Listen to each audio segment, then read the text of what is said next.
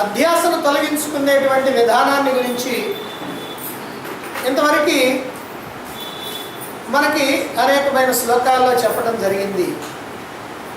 అయితే దాన్ని ఎంత తీవ్రంగా మనం ప్రయత్నించాలి అనే విషయాన్ని కూడా ఇంతకుముందు శ్లోకంలో చెప్పారు. అధ్యాస అంటే నేను దేహాన్ని అనేటువంటి భ్రమ.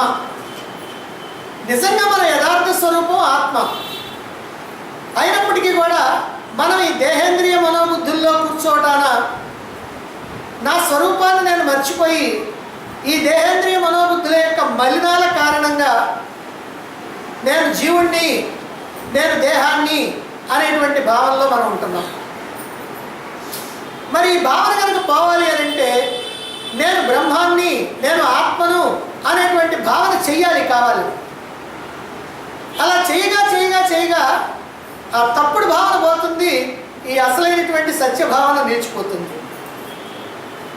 కాబట్టి ఈ అధ్యాసని, ఈ దేహమే నేను, ఈ జీవుడే నేను అనేటువంటి భావాన్ని పోగొట్టుకోవాలంటే జీవో నాహం దేహో నాహం ప్రత్యేక భిన్నం బ్రహ్మైవాహం అనేటువంటిదే మనకు ఉన్నటువంటి ఏకైక ఉపాయం. నేను జీవుణ్ణి కాదు, నేను బ్రహ్మాన్ని అనేటువంటి స్థితికి రావాలి. ఆ ప్రకారంగా ఈ అధ్యాసని అంతం చేసుకోవాలి. మరి ఈ బ్రహ్మ భావన, నేను బ్రహ్మాన్ని అని గట్టిగా నిర్ణయం కావాలి కదా. నేను బ్రహ్మాన్ని అనేటువంటి గట్టి భావన నిర్ణయం కావాలంటే శృతి యుక్తి అనుభవాలతోటి విచారణ చేయాలి అని అంటే మనకి బాగా సహాయపడేటువంటివి వేదాల్లో ఉన్నటువంటి మహావాక్యాలు. 4 వేదాల్లో 4 మహావాక్యాలు ఉన్నాయి.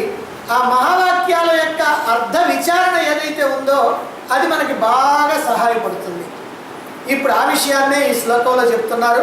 283వ శ్లోకంలో 283వ శ్లోకాన్ని చూడండి. తత్వమస్యాది వాక్యోత్థ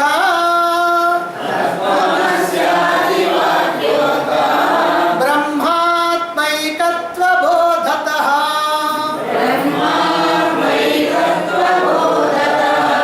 బ్రహ్మణ్యాత్మత్వదాధ్యాయ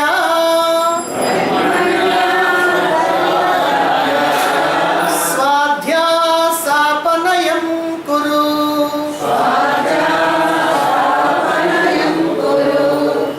తత్వమసి ఆది, తత్వమసి మొదలైనటువంటి వాక్యాల ఉత్థ వాటి వల్ల కలిగినటువంటి తత్వమసి మొదలైన అంటే ఒక్కటి చెప్పారు, మిగిలిన దానికి మొదలైన అన్నారు. ఎందుకనంటే 4 వేదాల్లో 4 మహావాక్యాలు ఉన్నాయి. తత్వమసి, ప్రజ్ఞానం బ్రహ్మ, అయమాత్మ బ్రహ్మ, అహం బ్రహ్మాస్మి అనే ఈ 4 వేదాల్లో 4 మహావాక్యాలు. ఇవి కాక మహావాక్యాలతో సమానమైనటువంటి వాక్యాలు ఉన్నాయి. సోహం, బ్రహ్మైవాహం, త్వమేవాహం అని ఇలాంటి పదాలు ఉన్నాయి. కాబట్టి ఈ మహావాక్యాలు ఏవైతే ఉన్నాయో ఈ వాక్యాల వల్ల కలిగినటువంటి బ్రహ్మ ఆత్మ ఏకత్వ బోధతః, బ్రహ్మము ఆత్మ రెండు ఒక్కటే అనేటువంటి జ్ఞానంతో, పరమాత్మ జీవాత్మ రెండు ఒక్కటే అనేటువంటి జ్ఞానంతో బ్రహ్మని ఆత్మత్వదాధ్యాయ, బ్రహ్మమునందు ఆత్మభావాన్ని దృఢపరుచుకుంటూ స్వ అధ్యాసాపనయం కురు, నీ అధ్యాసని కాస్త పోగొట్టు. కనుక ఇక్కడ ఏం చెప్పారు? తత్వమసి మొదలైనటువంటి మహావాక్యాల ద్వారా మనకు జ్ఞానం కలుగుద్ది. ఆ తత్వమసి మొదలైనటువంటి మహావాక్యాలను బాగా విచారణ చేస్తే మనకు జ్ఞానం కలుగుద్ది. ఏమిటా జ్ఞానం అంటే బ్రహ్మము ఆత్మ, ఆత్మ బ్రహ్మము ఒక్కటే అనేటువంటి జ్ఞానం. ఆ జ్ఞానంతో నిరంతరము కూడా బ్రహ్మములో నిలుస్తూ ఆత్మనైనటువంటి నేను బ్రహ్మాన్ని అని ఆ బ్రహ్మభావంలో ఉంటూ నీ అధ్యాసని పోగొట్టుకో అని ఇక్కడ మనకి ఈ శ్లోకం ద్వారా తెలియజేస్తున్నారు శంకరాచార్య వారు. 4 వేదాల్లో 4 మహావాక్యాలు ఉన్నాయి. వేద సారమంతా కూడా ఈ మహావాక్యాలే. ఎంతో విపులమైనటువంటి విశాలమైనటువంటి మాటలతో వర్ణించడానికి వీల్లేనంత గొప్ప ఆ వేదం మొత్తానికి కూడా ఒక్క మహావాక్యం. ఋగ్వేదం ఉందనుకోండి, ఎంత ఆ ఋగ్వేదాన్ని అలా ఊరికినే చదవటం నేర్చుకోవడానికి, ఆ వేద పఠనం నేర్చుకోవడానికి 12 సంవత్సరాల కోర్సు. కాబట్టి ఎంతో తెలుసు. మరి మొత్తానికి కూడా ఒకే ఒక్క వాక్యం, ప్రజ్ఞానం బ్రహ్మ. అలాగనే సామవేదానికి తత్వమసి. ఇట్లా ఒక్కొక్క వేదానికి ఒక్కొక్క మహావాక్యం ఉంది. అంటే ఈ మహావాక్యం ఆ వేదం యొక్క మొత్తం సారం అన్నమాట. ఆ వేదం యొక్క సారం అంతా కూడా ఆ మహావాక్యమే. అందులో ఈ తత్వమసి అనేటువంటిది ఉపదేశ వాక్యం. అంటే గురువు శిష్యుడికి ఉపదేశిస్తాడు తత్వమసి అని. అంటే తత్ త్వము అసి, అది ఆ పరమాత్మ, త్వం నీవే, అసి అయి ఉన్నావు, ఆ పరమాత్మ నీవే అయి ఉన్నావు అని. అంటే ఇలా నువ్వు సాధన చేసుకో, పరమాత్మ నీవే అని సాధన చేసుకో అని ఇక్కడ ఉపదేశ వాక్యం అని అంటారు. కాబట్టి ఆ పరమాత్మ ఎవరనంటే ఈ దేహంలోనే ఉండి ఈ దేహానికి చైతన్యం ఇస్తున్నటువంటి దివ్యమైనటువంటి శక్తి. ఈ దేహానికి, ఈ ఇంద్రియాలకి, ఈ మనోబుద్ధులకి, వీటన్నిటికీ కూడా ఆధారంగా ఉన్నటువంటిది ఆ ఆత్మ, ఆ పరమాత్మ, ఆ చైతన్యం. ఆత్మ చైతన్యం వల్లనే ఈ దేహం కానీ, ఇంద్రియాలు కానీ, మనోబుద్ధులు కానీ వాటి వాటి ధర్మాలని, వాటి కర్తవ్యాలని నిర్వర్తిస్తూ ఉన్నాయి. ఈ ఆత్మ చైతన్యం కారణంగానే జడమైనటువంటి దేహం కదులుతూ ఉంది, పనిచేస్తూ ఉంది.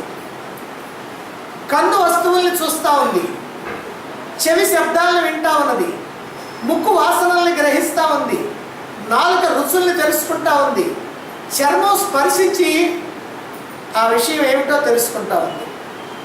ఈ ప్రకారంగా మనకున్నటువంటి ఇంద్రియాలన్నీ కూడా ఈ ఆత్మ చైతన్యం కారణంగా పనిచేస్తూ ఉన్నాయి. ఆత్మ చైతన్యం అనేటువంటి దివ్య శక్తి వల్ల ఇవన్నీ కూడా వాటి కర్తవ్యాలన్నీ కూడా నిర్వర్తిస్తూ ఉన్నాయి, వాటి పనులు చేసుకుంటూ ఉన్నాయి. అదేవిధంగా మనస్సు, బుద్ధి, చిత్తం, అహంకారం ఇవి మనకు అసలు కనిపించకుండా ఉండేటువంటివి. అందుకనే వీటిని అంతరింద్రియాలు అన్నారు. అంటే లోపల ఉండేటువంటి ఇంద్రియాలు. ఇవి కూడా వాటి పనులు చేసుకుంటూ ఉన్నాయి. దానికి కూడా కారణం ఏమిటంటే ఆత్మ చైతన్యమే. ఇలా ఆత్మ చైతన్యం అన్నిటికీ ఆధారంగా ఉండి అన్నింటినీ పనిచేయిస్తూ ఉన్నప్పటికీ కూడా ఈ దేహేంద్రియ మనోబుద్ధులు చేసేటువంటి పనులతో కానీ, వాటి యొక్క ఫలితాలతో కానీ ఆత్మ చైతన్యానికి ఏ సంబంధము లేదు. ఆత్మ చైతన్యం ఏమిటంటే అవి పనిచేయడానికి కావాల్సినటువంటి శక్తిని ప్రసాదిస్తుంటుంది, అంతే. అంతే తప్ప అది ఇంకేం చేసేది కాదు. ఈ దేహానికి, ఈ జీవితానికి ఏ ఆత్మ చైతన్యం అయితే ఆధారంగా ఉందో అదే ఆత్మ చైతన్యం ఈ సమస్తమైనటువంటి జగత్తుకి, బ్రహ్మాండానికి కూడా ఆధారంగా ఉంది. కాకపోతే దేహానికి ఆధారంగా ఉన్నటువంటి చైతన్యాన్నేమో ఆత్మ అన్నాం, ఈ బ్రహ్మాండానికి ఆధారంగా ఉన్నటువంటి చైతన్యాన్నేమో బ్రహ్మము అన్నాము. అందువల్ల బ్రహ్మము అంటే చాలా పెద్దదని, ఆత్మ అంటే చిన్నదని మన యొక్క ఈ ఉపాధుల్ని చూసి మనం భ్రమపడతాం, కానీ నిజంగా రెండు ఒక్కటే. అందుకని ఈ బ్రహ్మము, ఆత్మ రెండు ఒక్కటే అనేటువంటి భావనకి రావాలా. బ్రహ్మాత్మైక్య బుద్ధి కలగాలి. ఈ బ్రహ్మము, ఆత్మ రెండు ఒక్కటే. దీన్ని ఖండించడానికి వీల్లేదు, వేరు చేయడానికి వీల్లేదు, విడగొట్టడానికి వీల్లేదు. కాబట్టి ఈ వేదాలు కానీ, ఉపనిషత్తులు కానీ బ్రహ్మము, ఆత్మ ఒక్కటే అనేటువంటి విషయాన్ని, ఈ బ్రహ్మాత్మైక్య భావాన్ని తెలియజేస్తూ ఉంది. ఈ బ్రహ్మ, ఆత్మ, పరమాత్మ, ఆత్మ ఈ రెండు ఒక్కటే అనేటువంటి అనుభూతి మనకు కలిగేదాకా ఈ జన్మ పరంపర కొనసాగుతూ ఉంది. ఆత్మ అంటే నేను, ఆ బ్రహ్మము రెండు ఒక్కటే, ఆ పరమాత్మ నేను ఒకటే, ఆ పరమాత్మే నేను, నేనే ఆ పరమాత్మ. ఈ అనుభవం కలగాలి. ఈ అనుభవం కలిగేంత వరకు మళ్ళీ మళ్ళీ మళ్ళీ మళ్ళీ జన్మలు ఎత్తడం, రావటం పోవటం జరుగుతూనే ఉంటుంది. అంటే పరమాత్మ నుంచి విడిపోయినట్టుగా అనిపిస్తున్నటువంటి ఆత్మ విడిపోయినట్టుగా మనం భ్రమపడతా ఉన్నటువంటి ఆత్మ ఈ దేహేంద్రియ మనోబుద్ధుల్లో కూర్చొని వీటితో తాదాత్మ్యం చెందినట్టు అనిపించి, అందుకని నేను చెప్పుకున్నాం, నిజంగా వీటితో కలిసిపోయినట్టుగా ఉంది. స్ఫటికం దానికి ఏ రంగు అంటదు, కానీ ఆ ఎర్రటి బట్ట మీద లేదా నీలి రంగు బట్ట మీద పెడితే అది కూడా నీలి రంగులోనో ఎర్రగానో కనపడుతుంటుందే కానీ దానికి ఏ రంగు అంటుకోదు. అదే ప్రకారంగా ఆత్మ కూడా వీటితో తాదాత్మ్యం చెందినట్టుగా మనం భ్రమపడతా ఉన్నాం అంతే. దీని కారణంగా మనం భ్రమపడటం కారణంగా ఏం జరుగుతుంది? ఆత్మ అయినటువంటి నేను జీవుణ్ణి అనుకోవటం వల్ల మళ్ళీ జన్మలెత్తడం జరుగుతూ ఉంది. ఈ జన్మ పరంపర అనేటువంటిది కొనసాగుతూ ఉంది. దాంతో ఈ దేహం నేనేనని ఈ భ్రమలో, ఈ అధ్యాసలో అలా మునిగిపోతా ఉన్నాం. జన్మలుగా అలా మునిగిపోతానే ఉన్నాం. ఇప్పుడు ఈ భ్రమని మనం తొలగించుకోవాలి. నేను దేహాన్ని అనేటువంటి భ్రమని మనం తొలగించుకోవాలి. అలా తొలగాలి అంటే బ్రహ్మములో ఆత్మను లయం చేయాలి. బ్రహ్మములో ఆత్మను లయం చేయాలి అంటే నేను బ్రహ్మమునే అనేటువంటి భావన చేయాలి. అంటే ఆ బ్రహ్మముతో ఐక్యమైనట్టుగా అలా మనం భావన చేయాలి. ఎందుకంటే భావన చేయకపోతే ఐక్యం కావడం జరగదు. అందుకని అలా భావన చేసి ఆ ఆత్మగా మనం ఉండటానికి ప్రయత్నం చేయాలి. ఆత్మ బ్రహ్మము ఒక్కటే అనేటువంటి దృఢమైనటువంటి అనుభవం కలగాలి. ఇంకా చెప్పాలంటే బ్రహ్మములో ఆత్మభావన ఉంచాలి. అంటే బ్రహ్మమే ఆత్మ, ఆత్మయే బ్రహ్మము అనేటువంటి భావన ఉంచాలి. అలా రెండు ఒక్కటే అనేటువంటి భావన దృఢంగా కలిగితే, అలా కలగటానికే ఈ మహావాక్యాల యొక్క ఈ భావాన్ని మనం అర్థం చేసుకొని గ్రహించి అనుభవంలోకి తెచ్చుకోవడానికి ప్రయత్నం చేయాలి. అంటే ఈ మహావాక్యార్థాలని విచారణ చేయాలి. ఈ మహావాక్యార్థాలని విచారణ చేస్తూ ఉంటే ఇవన్నీ ఏం చెబుతున్నాయి? ఆత్మ బ్రహ్మము ఒక్కటేనని చెబుతున్నాయి. నేనే బ్రహ్మము, బ్రహ్మే నేను అని చెబుతా ఉన్నాయి. కనుక ఆ ప్రకారంగా మనసులో ఉన్నటువంటి భ్రమలన్నీ కూడా ఈ వాక్య విచారణ ద్వారా తొలగించుకొని ఆ బ్రహ్మనిష్టలో ఉండాలి. లేకపోతే ఆ బ్రహ్మనిష్ట కుదరదు. నేను బ్రహ్మములు అనేటువంటి నిశ్చయం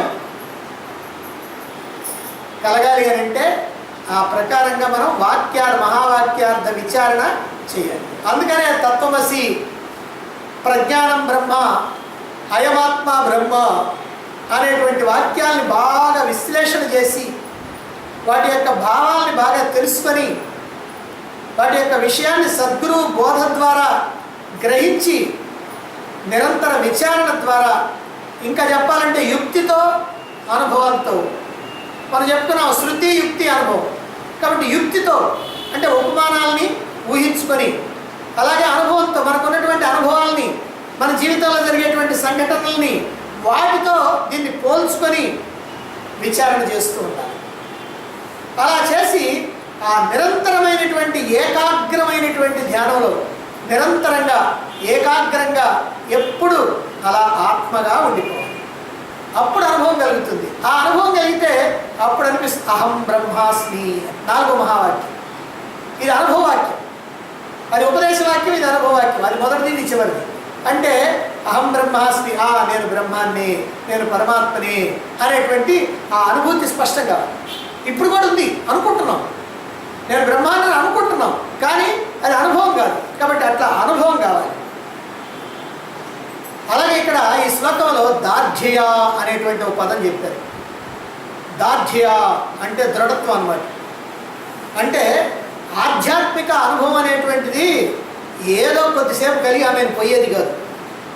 అలా పోతే దాన్ని అనుభవం అనరు, దాన్ని ఊహించుకోవటం అంటారు. ఇప్పుడు మనం కూడా ఊహించుకుంటాం, నేను బ్రహ్మాన్ని ఊహించుకుంటాం. అంటే బ్రహ్మాన్ని ఊహించుకునేటప్పుడు కూడా నేను జీవుణ్ణి అనే మన భావన రాలా, ఊరికి అనుకుంటున్నాం. కానీ ఇట్లా కాదు, అది అనుభవపూర్వకంగా రావాలి. అందుకని కొద్దిసేపు ఉండిపోయేటట్టుగా ఉండకూడదు, అది దృఢంగా ఉండాలి, గట్టిగా ఉండాలి. ఏమాత్రం మెత్తకుండకూడదు. అది ఆ రకంగా ఉండేంతవరకు సాధన సాగాలి. ఇప్పుడు ఈ దేహం నేను అనేటువంటి ఆ భావన ఎంత గట్టిగా మనకుందో మనం ఏమైనా మర్చిపోతున్నాం. ఆహా, ఎప్పుడు అట్లే ఉంటున్నాం అంటే మనం అనుకోకుండానే అలా దేహంగా మనం ఉంటున్నాం కదా, అదిగో అది అట్లా ఆత్మగా మనం ఉండాలి. ఈ జగత్తుని ఎంత స్పష్టంగా చూస్తున్నామో అంత స్పష్టంగా ఆ చైతన్యాన్ని గుర్తించాలా, ఆ ఆత్మని గుర్తించాలా, బ్రహ్మాన్ని గుర్తించాలా, ఆ బ్రహ్మము నేనేననేటువంటి ఆ అనుభూతిలో మనం నిలిచిపోవాలి. ఈ ప్రకారంగా ఈ తత్వమసి మొదలైనటువంటి మహావాక్యాల విచారణ ద్వారా మన యొక్క భావాల్ని స్థిరపరుచుకొని బ్రహ్మము ఆత్మ ఒక్కటే అనేటువంటి భావాన్ని స్థిరపరుచుకొని ఆ ఆత్మగా బ్రహ్మముగా ఆత్మని బ్రహ్మములో నిలిపి ఆ బ్రహ్మముగా మనం ఉండిపోవాలి. సరే, ఎంతకాలం ఈ సాధన కొనసాగించాలండి? ఎంతకాలం సాగించాలి అని అంటే ఏం చెప్తాం? అసలు సాధన దేనికి? సాధన దేనికంటే దేహాత్మ భావన బాగుంటుంది. మరి ఎంతకాలం దేహాత్మ భావన పోయిందాక అదే ఆన్సర్. ఎంతకాలం సాధన సాగించాలి? అందుకని దానికి కూడా సింపుల్గా శంకరాచార్యుల వారు ఇక్కడ శ్లోకం చెప్తున్నారు. అదేమిటో చూడండి, 284. అహం భావస్య దేహేస్మిన్ నిశ్శేష విలయావధి సావధానేన యుక్తాత్మా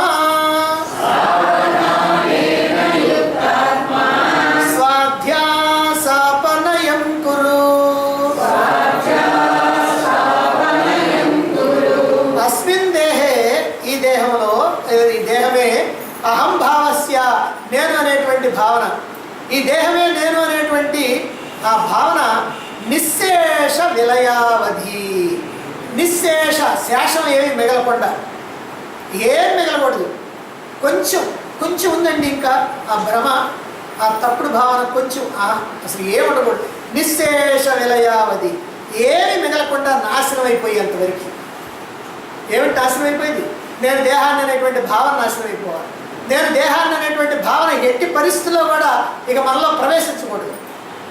అలా దేహాత్మ భావన, నేను దేహాన్ని అనేటువంటి భావన పూర్తిగా తొలగిపోయేంత వరకు, పూర్తిగా నశించిపోయేంత వరకు సావధానేన, శ్రద్ధగా, జాగరూకతతో, సావధానంతో, జాగ్రత్తగా చేయాలి.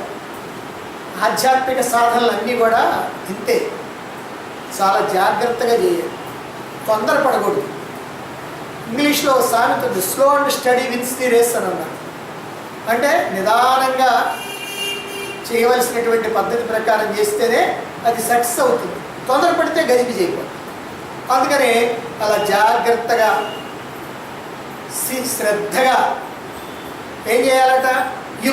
యుక్తి చేత విచారణ చేసి నువ్వు ఆత్మస్వరూపుడిగా, ఆత్మగా, బ్రహ్మముగా అలా ఉండి స్వాధ్యాసాపనయం కురు, నీ అధ్యాసం కాస్త పోగొట్టు.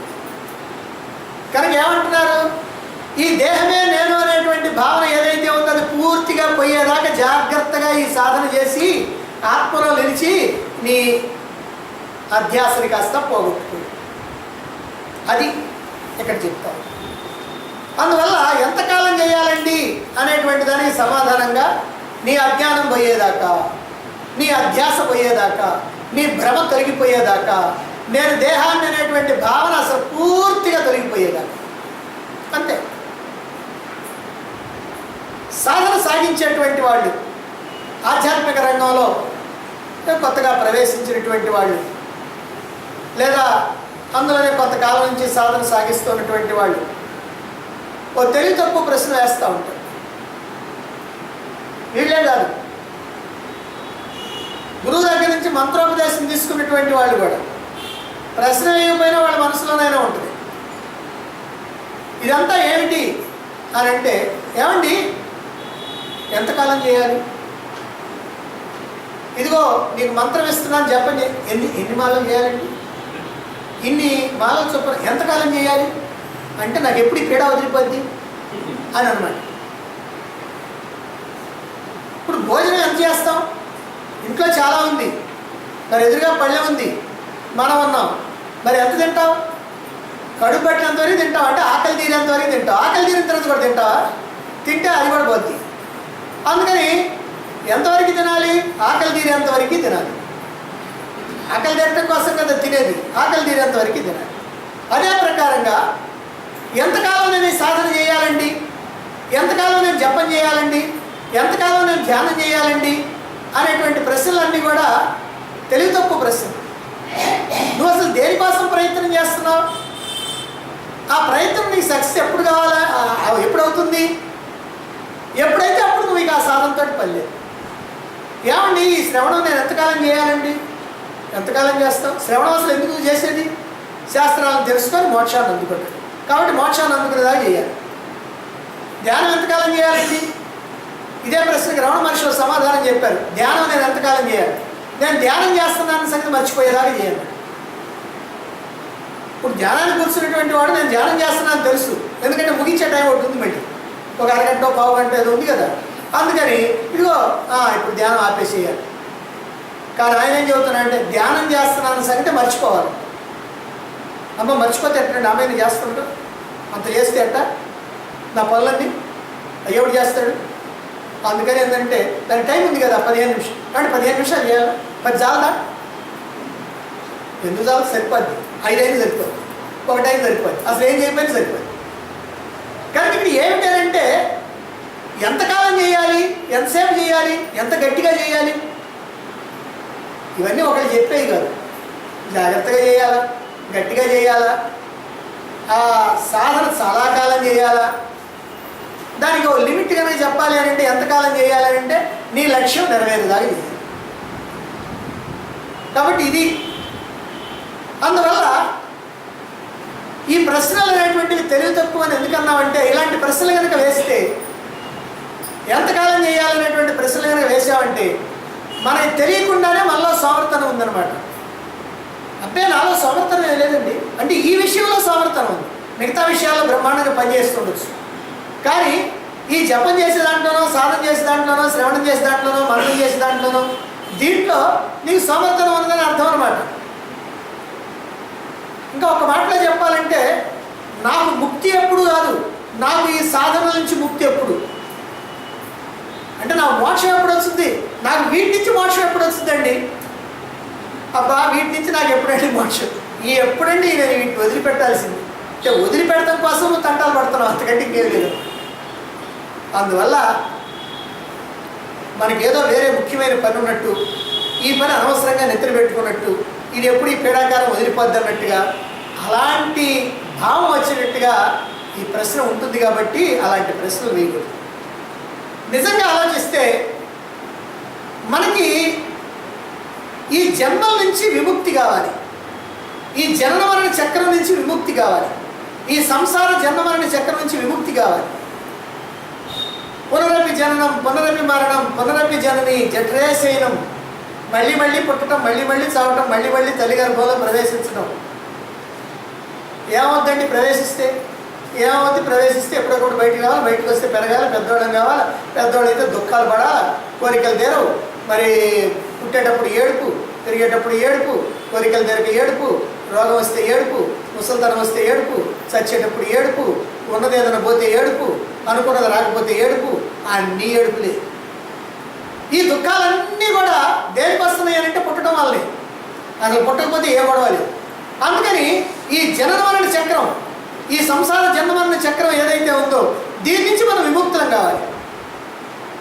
కాబట్టి ఈ సంసార జన్మమరణ చక్రం నుంచి విముక్తులం కావాలి, కానీ సాధనల నుంచి విముక్తులం కావటం కాదు. అబ్బాయి ఈ గురువుగారి పేడ నాకు ఎప్పుడు వదిలిపోద్దండి, రోజు వచ్చి వినాలంటే నాకు కష్టంగా ఉంది, దీని నుంచి కాదు విముక్తి కావాల్సింది. దీని నుంచి ఎప్పుడు కావాలంటే అప్పుడే విముక్తి అవుతుంది, కానీ దాని నుంచి విముక్తి కావాలి. అది ఆ విముక్తి ఎప్పుడా అని దానికోసం ఎదురు చూడాలి.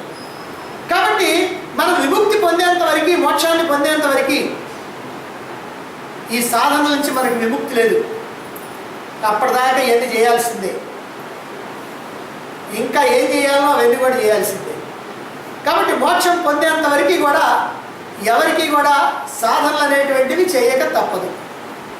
నేను దేహాన్ని అనేటువంటి భ్రమ పూర్తిగా లేశ మాత్రం కూడా లేకుండా, అంటే కొంచెం కూడా లేకుండా పూర్తిగా తొలగిపోయేంత వరకు సాధనలు సాగించాల్సిందే. అయితే సాధన ఎలా ఉండాలంట దానికి కూడా ఒక మాట చెప్పారు శంకరాచార్యుల వారు. సావధానేనా అన్నారు. అంటే నిశ్చలంగా, జాగ్రత్తగా, నెమ్మదిగా అని అర్థాలు ఇవన్నీ. అంటే తొందరపాటు లేకుండా శ్రద్ధగా చేయాలి. శ్రద్ధగా చేయాలి అని అంటే మనం కొన్ని పనులు శ్రద్ధగానే చేస్తాం, లౌకికమైన పనులు. కానీ ఆధ్యాత్మికమైనటువంటి పనుల దగ్గరికి వచ్చినప్పటికీ అంత శ్రద్ధ ఉండదు. ఏదో చెయ్యాలి కాబట్టి చేస్తాం. ఏమంటే ధ్యానం చేయమన్నారు, అందుకని కూర్చోవాల్సి వచ్చింది. ఏదో చదవమన్నారు కాబట్టి ఇదిగోనండి ఒక అరగంట చదవాల్సి వచ్చింది. ఏదో రోజు ఆ శ్రవణం ఆయన ఏదో చెబుతూ ఉంటే మనం వినాలి కాబట్టి అందుకని పోవాల్సి వచ్చింది అని ఇలా అనుకుంటే లాభం లేదు. శ్రద్ధ ఉండాలి, వాటి మీద అభిరుచి ఉండాలి. నేను ఎలాగైనా సరే నేర్చుకోవాలనేటువంటి భావన ఉండాలి. ఇలా నేర్చుకుంటూ నా లక్ష్యాన్ని చేరుకోవటానికి, ఆ మోక్షం అనేటువంటి లక్ష్యాన్ని చేరుకోవటానికి నాకు బాగా ఇది ఉపయోగపడాలా అనేటువంటి భావన ఉండాలి. అది శ్రద్ధ. ఆ ప్రకారంగా శ్రద్ధతో సాధనలు చేయాలి, శ్రద్ధతో శాస్త్ర శ్రవణం చేయాలి, శ్రద్ధతో ఉపనిషత్తుల్లో ఉన్నటువంటి భావాలను అర్థం చేసుకోవాలి, ఎంతో శ్రద్ధతో మహావాక్యాల యొక్క లక్ష్యార్థాలను తెలుసుకోవాలి. ఇలా తెలుసుకున్న తర్వాత యుక్తితో, అనుభవంతో, అంటే ఉపమానాలతో నీ జీవితంలో ఎదురైనటువంటి సంఘటనలని పోల్చుకొని చూసి, యుక్తి తెలివితో, మననంతో, అలాగే అనుభవం, ఈ రెండింటితో కూడా విచారణ సాగించాలి. తర్వాత ఇవన్నీ అయిన తర్వాత అనుభవాన్ని సంపాదించుకోవాలి కదా. అన్నీ తెలుసుకున్నాం, గట్టి చేసుకున్నాం, బ్రహ్మాండంగా ఉంది. ఇప్పుడు అనుభవం సంపాదించాలి. అందుకని ఆత్మధ్యానంలో ఉండాలి. నిరంతరము కూడా ఆత్మని ధ్యానిస్తూ, ఆత్మని భావిస్తూ ఉండాలి. ఏదో కూర్చొని కాసేపు 10 నిమిషాలు 15 నిమిషాలు నిరంతరం కూడా ఆ ఆత్మ భావనలో ఉండటానికి ప్రయత్నించాలి. నిరంతరం కూడా ఆత్మని అనుసంధానం చేసుకోవాలి. అనుసంధానం అంటే ఆత్మతోటి మనం లంకి పెట్టుకోవాలి. నేను దేహాన్ని అనేటువంటి భావన పోవటానికి నేను ఆత్మని అనేటువంటి భావనలో నిరంతరం కూడా ఉండాలి. ఇందులో ఎక్కడ తొందరపడకూడదు కదా అని చెప్పి రేపు చూద్దాం అని అనుకోకూడదు. చూడాలి, ప్రతిరోజు చూడాలి. కానీ గముక్కుని నాకు ఇప్పుడిప్పుడే కావాలి అనేటువంటి ఆలోచన కూడా ప్రశాంతంగా మనం చేయవలసినటువంటి దాన్ని చేయాలి. సావధానంగా చేయాలి, లక్ష్యాన్ని అందుకునేదాకా చేయాలి. ఇదే విషయాన్ని మరొక రూపంలో, అంటే ఈ అధ్యాసని పోగొట్టుకోవడానికి సాధనని ఎలా, ఎంతకాలం చేయాలి అనేటువంటి విషయాన్ని మళ్ళీ ఇక్కడ ఇంకో శ్లోకంలో చెప్తున్నారు. 285వ శ్లోకం అది చూడండి. అంటే ఇందా చెప్పిందేమో ఎంతకాలం చేయాలి అని అంటే దానికి కాలం లిమిట్. ఇక్కడ ఎంతకాలం చేయాలి కాదు, నిజంగా ఎంతవరకు చేయాలంటే నీకు ఏ దృష్టి కలిగిన దాకా చేయాలి అనేటువంటిది. అందుకని 2 ఒకటి కాదు, 2 తేడా ఏమిటో చూడండి. 285వ శ్లోకం. ప్రతీతిర్జీవ జగతో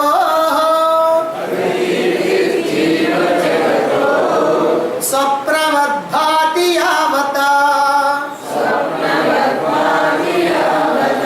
తావన్నిరంతరం విద్వన్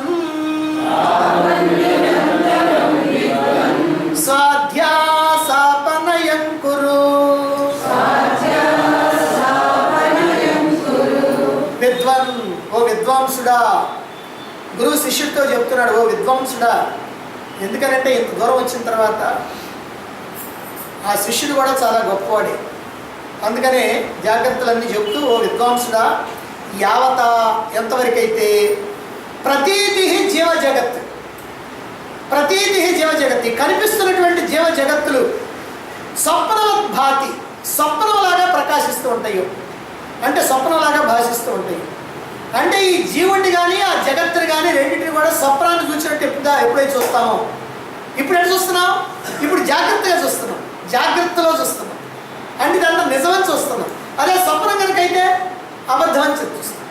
ఇప్పుడు స్వప్నాన్ని మనం ఏమనుకుంటున్నాం? అదంతా వట్టిదే, అబద్ధమే అని అనుకుంటున్నాం. అలాగనే ఈ జీవుడు జగత్తు, జీవ జగత్తులు రెండు కూడా అబద్ధమైనటువంటి భావన రావాలి, స్వప్నంలాగా చూడగలిగేటువంటి స్థితి రావాలి.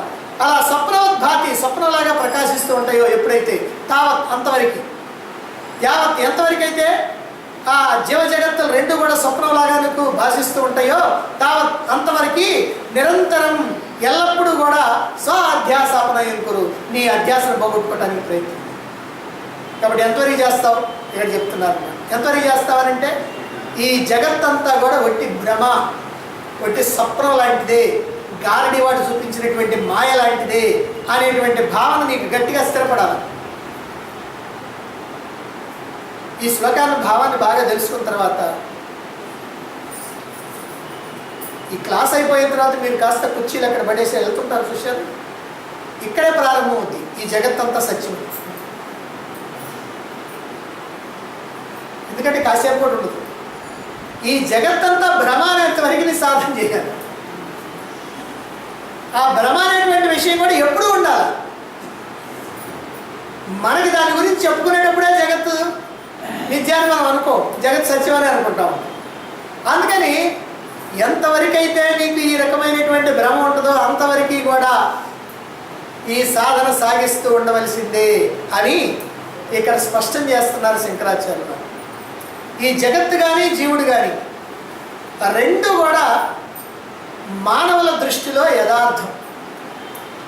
జగత్తు యథార్థం, జీవుడు యథార్థం. నేను ఒట్టిదేనండి అని ఎవడని అంటాడా? ఆహా. ఈ జగత్తు ఒట్టిదేనండి అని ఎవరిని అంటారా? ఆహా అన్నారు. ఇది ఒట్టిదేనని తెలుసుకున్నా ఒట్టిదేని మాత్రం విశ్వసించరు, నమ్మరు. జీవభావంలో ఉన్నటువంటి వాడికల్లా జగత్తు యథార్థం.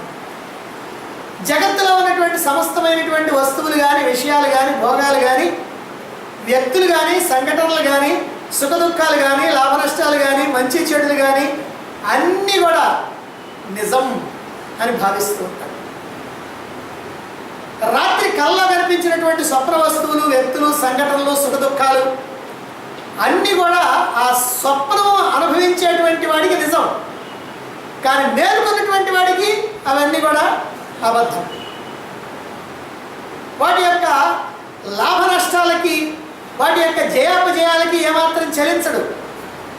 రాత్రి స్వప్నంలో నీకు చాలా పెద్ద నష్టం వచ్చిందనుకో, ఇప్పుడు ఏడుస్తా కూర్చోవు. బాగా లాభం వచ్చిందనుకో, ప్రయోజనం కలిగిందనుకో, ఇప్పుడు నవ్వుతా కూర్చోవు. ఎందుకని? ప్రయోజనము లేదు, నష్టము లేదు అనేటువంటి సంగతి అనుభవం నీకుంది. ఇప్పుడు అప్పుడు మాత్రం లేదు. లాభం వస్తే లాభం అనుకున్నావు, నష్టం వస్తే నష్టం అనుకున్నావు. కాబట్టి స్వప్న సమయంలో నీకు నిజమని అనిపించింది, మేలుకున్న తర్వాత అబద్ధం అవుతా ఉంది. కాబట్టి దానికి స్పందించటంలా. అందువల్ల నీకు సుఖ దుఃఖాలు పొందాల్సినటువంటి అవసరం లేదు స్వప్నంలో జరిగినటువంటి సంఘటనలకి. అలాగే జాగ్రత్త అవస్థలో ఉన్నటువంటి జీవుడు, ఇప్పుడు జాగ్రత్త అవస్థలో ఉన్నాం, మనం అందరం మేలుకొన్నాం, హాయిగా కళ్ళు బాగా తెరిచి మన బుద్ధి మనసు అన్ని పనిచేస్తూ ఉన్నాయి.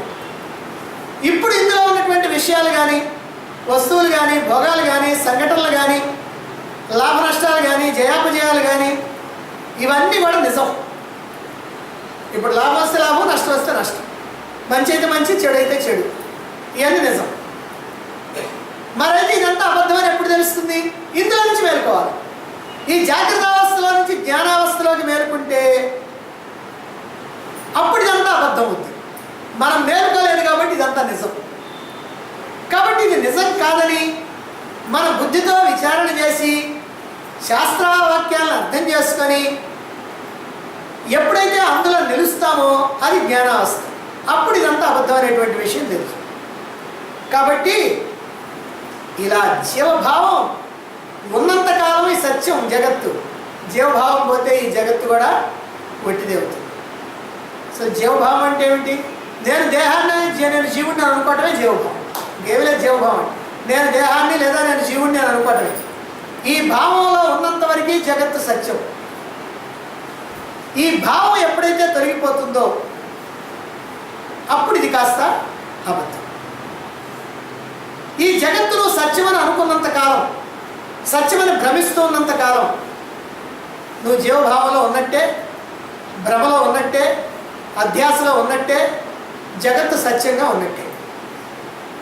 అధ్యాస పోగొట్టుకుంటేనే ఈ జగత్తు కాస్త మిథ్య అవుతుంది. ఈ జగత్ అంతా కూడా ఎలా అవుతుందంటే, ఉదాహరణ చెప్పారు మనకి, స్వప్నవత్, స్వప్నంలో ఉన్నటువంటి సంఘటనలాగా అయిపోతుంది. కాబట్టి జగత్తు స్వప్నం అని అనిపించేదాకా నీ అధ్యాసను పోగొట్టుకోవటానికి నువ్వు ప్రయత్నం చేస్తూ ఉండవలసిందే. ఇది ఎంతవరకు నేను సాధన చేయాలంటే, ఈ జగత్తు మిథ్య, లేనిదే, ఇది ఒకటి కళలాంటిదే అనేటువంటి భావన కలగాలి. కాకపోతే రాత్రిదే వచ్చింది చిన్న కళ, ఇది పెద్ద కళ, ఏదైనా కానీ కళ కళే. అందుకని కళ లాంటిది అనేటువంటి భావన కలిగేదాకా నువ్వు సాధన చేయాలి. మహాత్ముల్లో కొంతమంది ఋషితుల్యులు ఉంటారు, ఋషి పుంగవులు. ఋషులు అంటే తాము తరించడమే కాక ఇతరులు కూడా తరింపు చేయాలనుకునేటువంటి వాళ్ళు ఋషులు. వీరేం చేస్తారంటే అధ్యాసను పోగొట్టుకున్నారు వాళ్ళు, ఆత్మజ్ఞానులైనటువంటి వాళ్ళు, నిరంతరం కూడా ఆత్మానుభూతిలో ఉంటారు. అటువంటి వాళ్ళకి ఈ జగత్ అంతా కూడా స్వప్నంలాగా మిథ్యలాగా కనిపిస్తూ ఉంటుంది. కాబట్టి జగత్తును సత్యమని వాళ్ళు నమ్మరు. ఋషులైనటువంటి వాళ్ళు, ఆత్మానుభూతి పొందినటువంటి వాళ్ళు ఈ అధ్యాసను పోగొట్టుకున్నారు కనుక ఈ జగత్తు సత్యం అనేటువంటి విషయాన్ని వాళ్ళు నమ్మరు. అటువంటి వాళ్ళు ఏం చేస్తారంటే ఈ జగత్తు సత్యమని నమ్మి ఎవరైతే భ్రమపడతా ఉన్నారో వాళ్ళకి వాళ్ళ భ్రమను తొలగించడం కోసమని వాళ్ళు ప్రయత్నం చేస్తూ ఉంటారు. వీళ్ళని ఉద్ధారణ పురుషులు అని అంటారు. అంటే ఇతరులను ఉద్ధరించడానికి వాళ్ళు ప్రయత్నం చేసేటువంటి వాళ్ళు. గురువులు, మహాత్ములు వీళ్ళందరూ కూడా అలాంటి వాళ్ళు. ఇక మహాత్ముల్లో మరికొందరు ఉన్నారు. వీళ్ళ సంగతి ఏమిటంటే వాళ్ళకి జీవులతో సంబంధం ఉండదు, మనుషులతో సంబంధం ఉండదు. మనుషులతో ఉండదన్నామని జంతువులతో ఉంటుంది అనుకో, వాళ్ళకి దేనితో సంబంధం ఉండదు. వాళ్ళు ఏం చేస్తారు, ప్రపంచానికి దూరంగా వెళ్ళిపోతారు. ఈ ప్రపంచంతో ఏమాత్రం సంబంధం లేదు. ఒకవేళ ఇక్కడే తిరుగుతున్నా ఎవరిని పలకరించరు, ఎవరిని పలకరిస్తే వాళ్ళు పలికినా పలికినట్టు కాదు వాళ్ళు. కాబట్టి వాళ్ళకి దేనితో సంబంధం లేదు. ఈ ప్రపంచాన్ని పూర్తిగా త్యజించి నిస్సంకల్ప స్థితిలో, సంకల్పరహిత స్థితిలో, ఆలోచనారహిత స్థితిలో, భావాతీత స్థితిలో, అంటే ఒక ఆలోచన కూడా ఏమీ చేయకుండా సమాధి నిష్ఠలో ఉండిపోతారు. వాళ్ళకి ప్రపంచం అసలు కనిపించదు, వాళ్ళకి ప్రపంచం కనిపించదు. ప్రపంచానికి ఆధారమైనటువంటి పరమాత్మతోటి వాళ్ళు ఐక్యమైపోయి, అనుసంధానమైపోయి ఎల్లప్పుడూ కూడా దాంతోటే సంబంధం పెట్టుకొని ఉంటారు. ఒకవేళ ఎప్పుడైనా ఈ ప్రపంచం స్వప్నమాత్రంగా కనిపించినా వాళ్ళు వెంటనే సమాధి నిష్ఠలోకి వెళ్ళిపోతారు. అంటే స్వప్నం మాదిరిగా కనపడ్డా కూడా వాళ్ళు ఒప్పుకోరు, వెంటనే వాళ్ళ సమాధిలోకి వెళ్ళిపోతారు. దీన్ని బట్టి ఈ శ్లోకానికి మనకు అర్థం కూడా చెప్తూ ఉంటారు. స్వప్నమాత్రంగా ఈ జగత్తు భాషించినా సరే నీవు అధ్యాసను పోగొట్టుకోవడానికి సాధన చేయాలి. శంకరాచార్యుల వారు మాత్రం ఒక మాట చెప్పారు, ఈ జగత్తు స్వప్నంగా నీకు అనిపించేంత వరకు నువ్వు సాధన చేయాలి అన్నారు. అంటే ఆ తర్వాత ఇక అక్కర్లేదు. కానీ కొందరు ఏమంటారంటే, ఈ శ్లోకానికి కొంతమంది వ్యాఖ్యాతలు ఏం చెప్పారంటే, స్వప్నమాత్రంగా నీకు ఈ జగత్తు కనిపించినా కూడా ఇంకా నువ్వు సాధన చేయాల్సిందేనంట. స్వప్నమాత్రంగా కూడా ఉండకూడదంటారు. కానీ ఇది మనం మాత్రం పట్టించుకోవాల్సినటువంటి పని లేదు. మనం ముందు అంతవరకు పట్టించుకుంటే చాలు. స్వప్నంలాగా కనిపించేంత వరకు మనం సాధన చేస్తే చాలు. కనుక దృశ్యం అంతా అదృశ్యం కావాలి అని మనం అనుకోకూడదు. కేవలం ఈ జగత్తు మిథ్య అంటే ఊరికినే కనిపిస్తూ ఉంది కానీ ఇది నిజం కాదు అనేటువంటి భావన ఎల్లప్పుడూ కూడా మనసులో కలిగేంతవరకు సాధన చేయాలి. ఇంతవరకు చెప్పినటువంటి శ్లోకాల్లో అధ్యాసను పోగొట్టుకోమని, అలా అధ్యాసను పోగొట్టుకోవడానికి నీ మనస్సుని వాసనలు లేకుండా శుద్ధం చేసుకోమని, ప్రాపంచిక విషయాల్ని ఏమాత్రం కూడా పట్టించుకోకుండా శృతులు, యుక్తి, అనుభవం వీటితో విచారణ చేస్తూ ఉండమని, ఈ విచారణ సాగటానికి మహావాక్యార్థాలని విచారణ చేయమని, ఈ చేయటం నీ లక్ష్యాన్ని చేరుకునేదాకా, అంటే మోక్షాన్ని అందుకునేదాకా, లేదా నీ అధ్యాస తొలగిపోయేదాకా, లేదా ఈ ప్రపంచ భ్రమ తొలగిపోయేదాకా ఈ అధ్యాసని పోగొట్టుకోవటం అనేటువంటి సాధన కొనసాగించాలని ఇంతవరకు తెలియజేశారు. ఇక నుండి సాధనలో వచ్చేటువంటి ఆటంకాలు ఏమిటో, ఆ ఆటంకాలను తొలగించుకోవటం ఎట్లాగో, మనం ఎక్కడ పొరపాటు చేస్తూ ఉంటాము అంటే, ఈ ఆధ్యాత్మిక రంగంలో ఉండి మోక్షాన్ని కావాలని అనుకొని మోక్షం కోసం ప్రయత్నం చేస్తూ కొన్ని పొరపాట్లు చేస్తూ ఉంటాం. ఏమిటా పొరపాట్లు అని అంటే, మనం చేసేటువంటి పని వెనక్కి పోదు, ముందుకు పోకుండా ఉంటుంది, వెనక్కి పోతూ ఉంటుంది. అలాంటి పొరపాట్లు కొన్ని ఉన్నాయి. ఆ పొరపాట్లన్నింటినీ కూడా శంకరాచార్యుల వారు సూక్ష్మ బుద్ధితో గ్రహించి వాటిని కూడా మనకి చెప్పి వాటిని కూడా దాటి ముందుకు వెళ్ళేటువంటి విధానం ఏమిటో మనకి తర్వాత శ్లోకం చెప్పబోతా ఉన్నారు. 286 నుంచి మనం రేపటి నుంచి